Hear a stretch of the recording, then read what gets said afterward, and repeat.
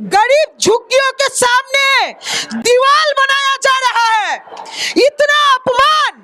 हम मुसलमानों को निशाना बनाने के खिलाफ है, हम एनआरसी एनपीआर के खिलाफ है। सो मीडिया ये तुम्हारा सबसे बड़ा दुश्मन है।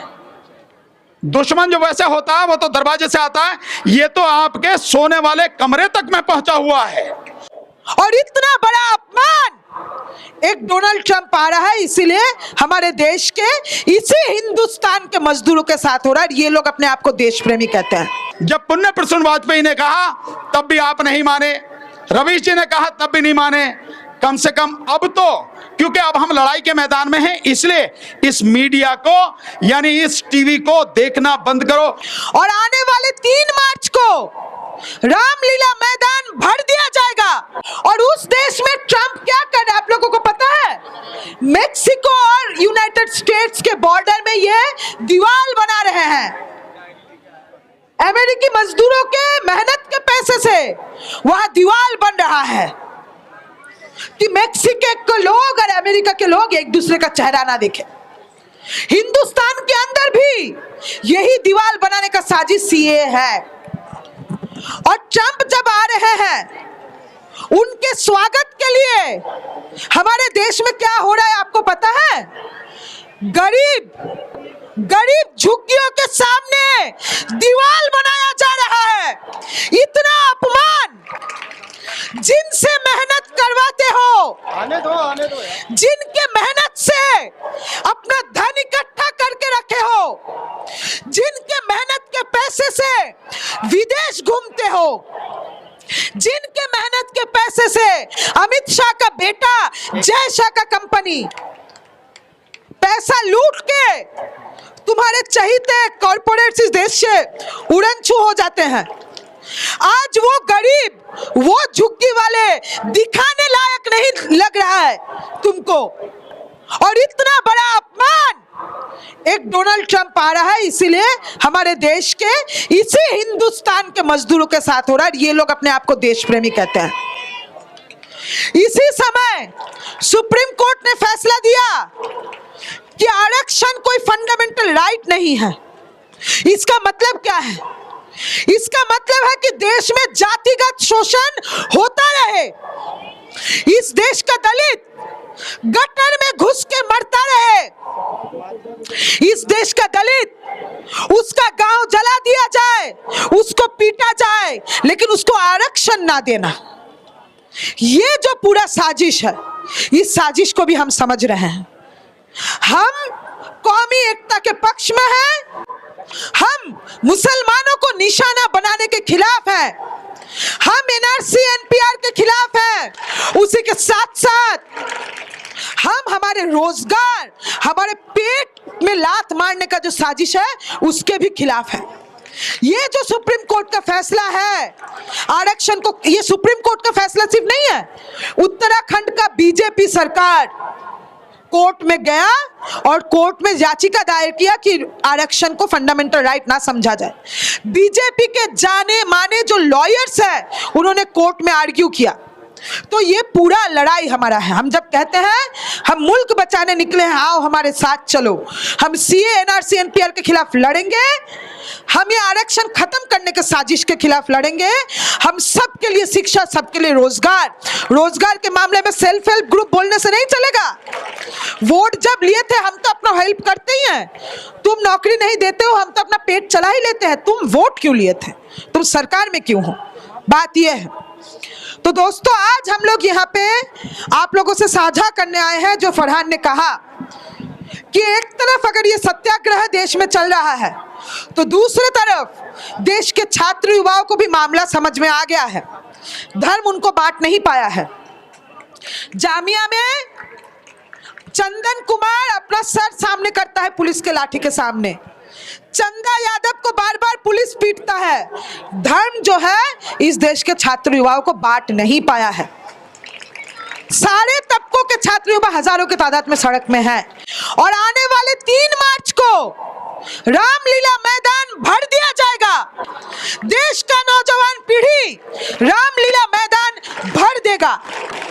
और उस लड़ाई में भी हमारा यकीन है कि हमारे साहसी जो नेतृत्व देने वाले इस आंदोलन के महिलाएं हैं, सत्याग्रह चलाने वाले हमारे साथी, हमारे भाई हैं, वो सारे लोग 3 मार्च के इस कॉल को वो पुरजोर तरीके से उठाएंगे और सारे सत्याग्रह में जितने नौजवान हैं वो भी देश के बाकी बिहार से आएंगे, यूपी से आएंगे, केरला से आएंगे, आसाम से आएंगे, बंगाल से आएंगे, राजस्थान से आएंगे, लोग रामलीला मैदान में आएंगे और ऐलान करेंगे कि ये मुल्क हमारे आपका नहीं किसी के बाप का।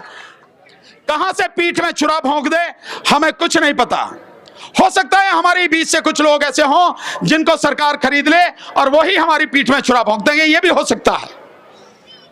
इसलिए बहुत समझदारी से हमें अपनी ये लड़ाई आगे लगातार जारी रखनी है और लड़नी है, बिना डरे लड़नी है, बिना झिझक के, बिना रुके लड़नी है। और जैसे मैंने बताया कि अब हमें जो वार करना है वो मीडिया पर वार करना है। मैंने आपको बताया कि जो मीडिया है हमें इससे कैसे निपटना है, क्योंकि उसका प्रचार, अगर मानिए आपको मालूम हो कि कोई दुश्मन है हमारा और उस दुश्मन को हम अपने घर में ना घुसने दें, तो उसके लिए क्या काम करेंगे? अपने घर के दरवाजे बंद करेंगे? नहीं करेंगे। सो मीडिया ये तुम्हारा सबसे बड़ा दुश्मन है। दुश्मन जो वैसे होता है वो तो दरवाजे से आता है, ये तो आपके सोने वाले कमरे तक में पहुंचा हुआ है मीडिया। तो क्या हमें इससे सावधान नहीं रहना चाहिए? इसलिए जब पुण्य प्रसून वाजपेयी ने कहा तब भी आप नहीं माने, रवीश जी ने कहा तब भी नहीं माने, कम से कम अब तो, क्योंकि अब हम लड़ाई के मैदान में हैं, इसलिए इस मीडिया को यानी इस टीवी को देखना बंद करो। किसी ने बंद किया है? नहीं किया। वैसे ही केवल यहां के हाथ उठा देते हैं, नहीं किया। आप किसी हालत में अगर यही हमारा रवैया रहा, लड़ाई हम नहीं जीत पाएंगे। आप इस चीज को बहुत छोटा समझ रहे हैं, आप अभी भी मनोरंजन में ही अटके पड़े हैं। यह लड़ाई का मैदान है और हम लड़ाई के मैदान में हैं, इसलिए आप जितनी जल्दी हो सके अपने घर में टीवी देखना बंद करो, टेलीविजन देखना पूरी तरह से बंद करो, ताकि इससे 2-3 फायदे होंगे। नंबर 1, हमारा पैसा बचेगा। जो 400, 500, 600 रुपए देते हैं वो हमारे पैसे बचेंगे, और इससे भी कहीं ज्यादा जो बचेगा, जो गंदा प्रचार, जो झूठा प्रचार सरकार का हमारे घरों तक पहुंचता है, वो प्रचार रुकेगा। और वो प्रचार रुकेगा तो कम से कम इस गंदगी से हम बीमार नहीं होंगे। ये गंदगी हम तक तो नहीं पहुंचेगी, कम से कम जिस तक पहुंचनी है पहुंचे, क्योंकि लड़ाई के लिए स्वस्थ रहना जरूरी है कि नहीं है।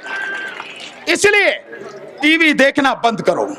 और मैंने पहले भी कहा था, फिर कह रहा हूं, बार बार याद दिलानी पड़ती है कि पतंजलि के जितने भी उत्पादन हैं लाला रामदेव के, बाबा ने लाला रामदेव के, तो उन्हें खरीदना बंद करो। और रिलायंस के जितने भी हैं, जो पेट्रोल है रिलायंस का और जो सामान है, ये सारे बंद करो, क्योंकि ये हमारे सबसे बड़े दुश्मन हैं। और दुश्मन को अपनी जेब का 1 पैसा देना नहीं हमें। ये लड़ाई है हमारी, लड़ाई का तरीका है हमारा, ये हम सबको करना पड़ेगा। मैं जगह जगह हर बार यही बात इसीलिए बताता हूं। आज 14 तारीख है, 14 फरवरी। एक छोटी सी बात के बाद अपनी बात बंद करूंगा। 14 फरवरी ध्यान आता है 1 साल पहले पुलवामा में, याद आता पुलवामा 2019 में। इसी 14 फरवरी के दिन हमारे 44 जवान शहीद हुए। 44 जवान अब शहीद हुए। मैं तो ये कहता हूं कि शहीद नहीं, उनका कत्ल किया गया, क्योंकि अगर वो शहीद होते तो बाकायदा उनकी इंक्वायरी होती, लेकिन कोई इंक्वायरी तो हुई नहीं। और सरकार ने जो कहा कि हमने उसका बदला ले लिया, तो बदला कहां से ले लिया भाई, हमें तो समझ में नहीं आया। क्योंकि जहां पे बम डाल के आए थे वहां तो एक कौवा मरा हुआ मिला, और तो कुछ मरा नहीं भाई। ये तो सारी रिपोर्ट है, अंतर्राष्ट्रीय मीडिया दिखाता है, BBC और CNN वगैरह सारे जो हैं, उन्होंने बताया कि वहां कुछ भी नहीं है। जहां बम डालने की बात करें वहां तो एक कौवा मरा पड़ा, एक गड्ढा सा था बस, एक आध पेड़ टूटा पड़ा था। तो किसका बदला लिया आपने? क्या आपने कभी उनके विषय में सोचा है कि जिनके परिवार के वो बच्चे चले गए, जिनके परिवार के वो चिराग बुझ गए, उनके परिवारों की क्या हालत है? आज उनके घरों में बहुत बुरी हालत है और सरकार देखने को भी तैयार नहीं है। वो जवान शहीद हो गए देश के लिए और उनके घरों में बुरी हालत है, उनके पास खाने के लिए दिक्कत, बच्चों की पढ़ाई में दिक्कत। क्या सरकार की जिम्मेदारी नहीं है कि जो लोग, जो शहीद हमारे लिए, हम सब के लिए, देश के लिए, जिन्होंने अपनी जान कुर्बान कर दी, हम उनके परिवार का ध्यान उनके जाने के बाद उनसे भी ज्यादा रखें? ये हमारी जिम्मेदारी नहीं है क्या? सरकार की जिम्मेदारी नहीं है? लेकिन सरकार कहीं नहीं, आज की बात नहीं है, पहले से ही कोई भी जवान इस देश में शहीद हो जाए कहीं उसकी परवाह नहीं है। और सबसे बड़ी हालत तो यह है कि जो सेना के जवान हैं उनको शहीद का दर्जा देते हैं, जो अर्धसैनिक बल यानी सीआरपीएफ, सीआईएसएफ, बीएसएफ, एसएसएफ, इनमें से आरएएफ, इनके जो भी जवान हैं वो शहीद हो जाए। हालांकि सेना से ज्यादा काम करते हैं, क्योंकि सेना तो केवल युद्ध के समय काम करती है, ये लोग तो 24 घंटे काम करते हैं। क्या इन्हें शहीद का दर्जा नहीं देना चाहिए? देना चाहिए, लेकिन सरकार ने अभी तक इनको शहीद का दर्जा नहीं दिया, ना इनके परिवार की देखभाल की। आज वो 1 साल पूरे हो गए उस दिन को, और ध्यान होगा कि जिस दिन ये कांड हुआ था उस दिन प्रधानमंत्री जिम कॉर्बेट पार्क में, नैनीताल के नीचे जो जिम कॉर्बेट पार्क है, वहां पे डिस्कवरी चैनल के लिए शूटिंग कर रहे थे प्रधानमंत्री, और बताया यह गया कि उन्हें खबर देर में मिली। अबे प्रधानमंत्री का टेलीफोन खराब है तो किसका टेलीफोन ठीक रहेगा? फिर ये जियो वाला क्या कर रहा, रिलायंस वाला काहे को इसे फ्री में बंटवा रहा है इसे, जब उसका खराब? ये सारे के सारे पूरे षड्यंत्र हैं, उनके लिए कोई फर्क नहीं पड़ता। जवानों को शहीद करवा दें, पब्लिक को मरवा दें, गुजरात आप भूले नहीं हो गए। और 6 दिसंबर 1992 को जब बाबरी मस्जिद ढहाई गई थी, उसके बाद जो बॉम्बे में कत्लेआम हुआ था, किसी को भूले तो नहीं होंगे ना। सो इनके लिए लोगों की कोई उनकी जिंदगी की कीमत नहीं है। अपने उद्देश्य के लिए जब चाहें, जैसा चाहें वो कर सकते हैं। मैं तो सिर्फ आपसे इतना ही कहूंगा, हर बात से सावधान रहना, हर बात से। सरकार आती है बात करने के लिए, बहुत बढ़िया, खुले मन से बात करेंगे, लेकिन बात वही होगी जो सबके भले के लिए होगी, देश के भले के लिए होगी, देश के लोकतंत्र के भले के लिए होगी। उससे कम पे कहीं कोई कंप्रोमाइज किसी हालत में करेंगे नहीं। और एक चीज आखिर में, बड़ा कठिन समय चल रहा है, लेकिन हमें संघर्ष करना है, और संघर्ष हमें अपना और बढ़ाना है, आंदोलन हमें अपना और बढ़ाना है। सो लेकिन इस तरह से तो होगा नहीं कि हम यहां आके बैठ गए हैं, कहीं और साथी बैठे हैं, कहीं और बैठे हैं, केवल बैठने से तो बात नहीं बनेगी। इसके लिए हमें टीम बनानी पड़ेगी। मुझे ध्यान नहीं, मैं पहले कह के गया, नहीं कह के गया, पर अब हम लोग लगातार ये काम कर रहे हैं। हर जगह से 20 से 25 लोगों की, जिसमें आधी महिलाएं हों, आधे हमारे पुरुष साथी हों, ऐसे अच्छे काबिल साथी, इन सब की टीम बनाइए साथियों, जितनी जल्दी हो सके। क्योंकि जो लोग इस आंदोलन में लगातार बढ़ चढ़ के हिस्सा ले रहे हैं, काम कर रहे हैं, इसकी देखभाल कर रहे हैं, वॉलेंटियर के रूप में काम कर रहे हैं, उन सब की टीम बनाइए। क्योंकि टीम बनेगी तभी ये आंदोलन धीरे धीरे धीरे धीरे एक इसको बढ़िया मजबूती मिलेगी, और तभी बातचीत पर सरकार राजी होगी, तभी कोई बात होगी, उससे पहले नहीं होगी। और ये सारे लोग, जैसे आज दिल्ली में मुझे लग रहा है कम से कम 21-22 जगह पे ये शुरू हो गया है। इन 21-22 जगह पर अगर हमारी पूरी टीम और सारे के सारे एक दूसरे के संपर्क में रहें, एक दूसरे से जुड़े हुए हों, एक दूसरे के विषय में जानकारी हो, वो स्थिति हमारे लिए कहीं ज्यादा बढ़िया होगी। क्योंकि अगर किसी एक पे दिक्कत आती है तो बाकी जगह से हमें सपोर्ट मिल सके, इसलिए टीम बनानी जरूरी है। और वो टीम के साथियों का यही काम होगा कि वो नोट करें कौन कौन से अच्छे साथी हैं जिनको इस आंदोलन में लाया जा सकता है, जिनको जिम्मेदारी दी जा सकती है, और कैसे और जो टीम है उनसे जो है संपर्क बनाया जा सकता है।